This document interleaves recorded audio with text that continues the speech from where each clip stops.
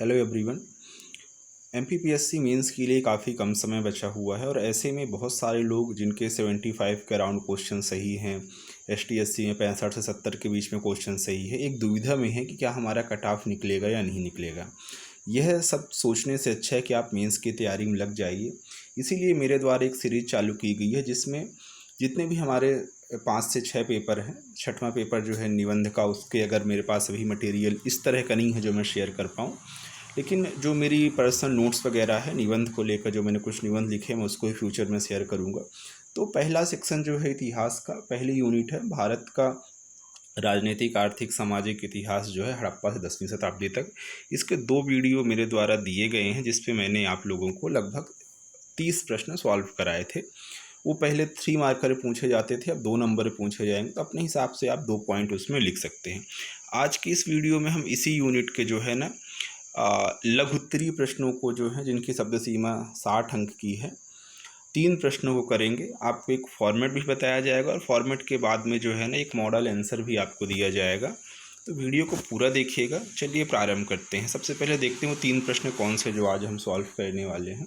पहला रहेगा बृहद स्नानागार पर टिप्पणी लिखिए, 2021 का प्रश्न है। दूसरा है भारतीय संस्कृति में 3 रत्नों या त्रिरत्नों की विवेचना करिए।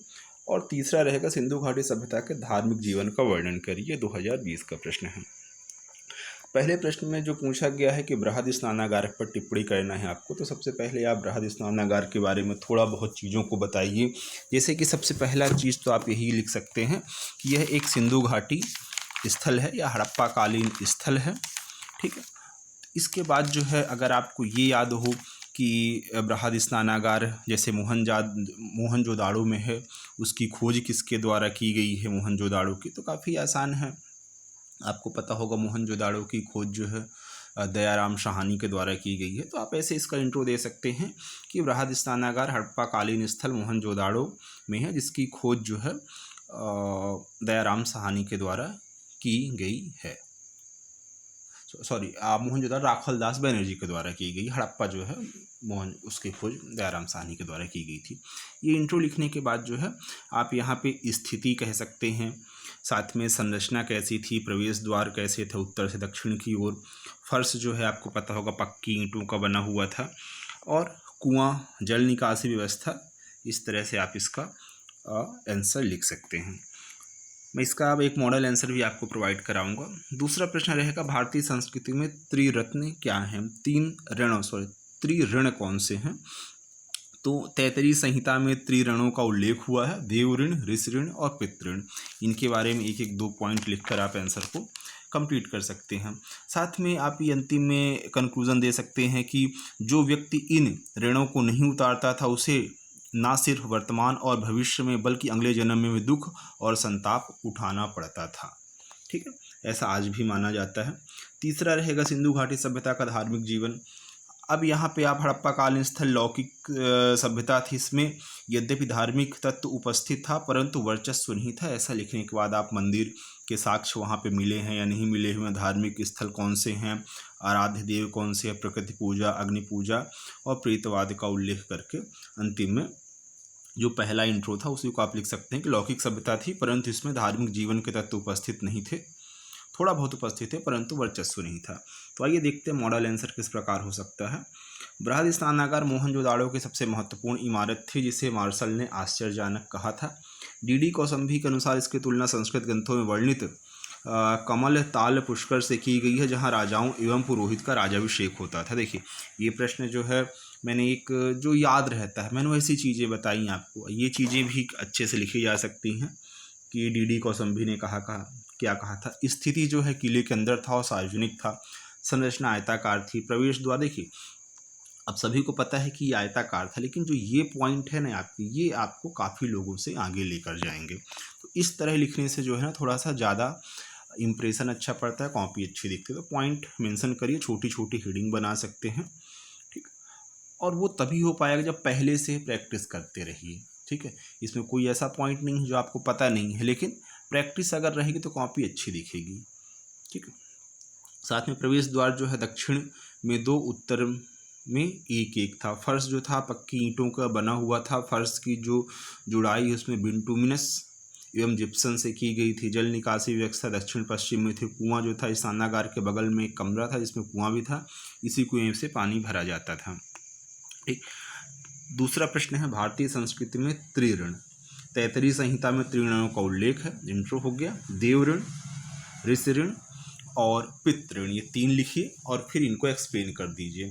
तो देवऋण क्या था? देवताओं की कृपा से मानव जीवन मिलता है, अतः यज्ञ करके इस ऋण को चुकाना चाहिए। ऋषि ऋण क्या है? गुरु से हमें ज्ञान मिलता है, उसे विविध पूर्वक वेदों का अध्ययन अध्यापन करके चुकाना चाहिए, शिक्षा ग्रहण करके। पितृऋण क्या है? धर्मानुसार विवाह करना और संतानोत्पत्ति कर इस ऋण को चुकाया जाता था। मतलब आप जो है ना विवाह करिए और एक पुत्र को जन्म दीजिए तो पितृऋण जो है ना आपका चुक जाएगा। जो व्यक्ति इन ऋणों को नहीं उतारता था उसे न सिर्फ वर्तमान भविष्य बल्कि अगले जन्म में भी दुख और संताप उठाना पड़ता था। ठीक। तीसरा प्रश्न है, हाँ इसके पहले दोस्तों आप लोगों को चीज़ें सही लग रही हैं चैनल को सब्सक्राइब करिएगा और अपने कमेंट जो भी जहाँ पे समझ में न आए उसको अच्छी भाषा के साथ पूछ सकते हैं, और कोई निगेटिव चीज़ हो जो अच्छा ना लग रहा उसे भी आप लिख सकते हैं। तीसरा प्रश्न है सिंधु घाटी सभ्यता के धार्मिक जीवन। तो हड़प्पा सभ्यता मुख्य लौकिक सभ्यता थी। इसमें यद्यपि धार्मिक तत्व उपस्थित था परंतु वर्चस्वशाली नहीं था। अब जो कुछ प्रमाण मिले हुए हैं उसके आधार पर हम कुछ पॉइंट इसमें बता सकते हैं, जैसे कि मंदिर के बारे में अगर बात करें हम सबसे पहले, तो इस सभ्यता से मंदिर के साक्ष्य प्राप्त नहीं होते परंतु जल पूजा प्रचलित थी। धार्मिक स्थल जो था मोहनजोदाड़ो से बृहत स्नानागार तथा पुरोहित के आवास के साक्ष्य मिले हैं। आराध्य देव इस सभ्यता से मातृ देवी की पूजा भी प्रचलित थी। पशुपति शिव की पूजा के भी साक्ष्य मिलते हैं। प्रकृति पूजा हड़प्पा सभ्यता से लिंग पूजा, पशु पूजा, नाग पूजा, पीपल, नीम, बबूल की ही पूजा की जाती थी। अग्निवेदिका कालीबंगा एवं लोथल से प्राप्त हुए हैं। और प्रेतवाद, इस सभ्यता में धर्म में प्रेतवाद का भाव भी दिखाई देता है, जिसमें प्रेतों की पूजा बुरी आत्माओं के भय से की जाती थी। तो ठीक, अगले वीडियो में जो है और कुछ प्रश्नों को मैं आपके सामने शेयर करूंगा, जैसे कि अलेक्जेंडर सिकंदर के आक्रमण के परिणामों का मूल्यांकन कीजिए।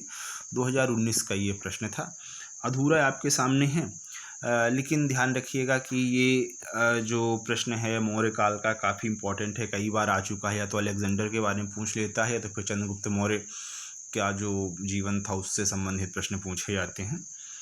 तो चलिए, ये 3 प्रश्न जो मेरे द्वारा आपको कराए गए हैं, ठीक है, इसका मैंने फॉर्मेट इस तरह से आप लिख सकते हैं। डिपेंड करता है कि कितनी जगह बची हुई है, कितनी जगह है आप में भरना चाहते हैं, उस हिसाब से एक एक पॉइंट ऐसे भी करके आप दे सकते हैं।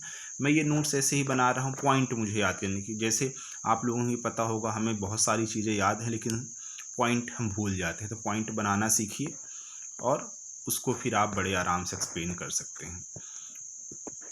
तो चलिए, ये एक फॉर्मेट है, आप भी ऐसे नोट्स वगैरह अपनी ऐसे करके बना सकते हैं और हफ्ते 4 दिन में जो है उसको देखते रहिए, तो कहीं ना कहीं आपको जितने भी आंसर्स हैं वो याद हो जाएंगे, फॉर्मेट याद हो जाएगा आपको।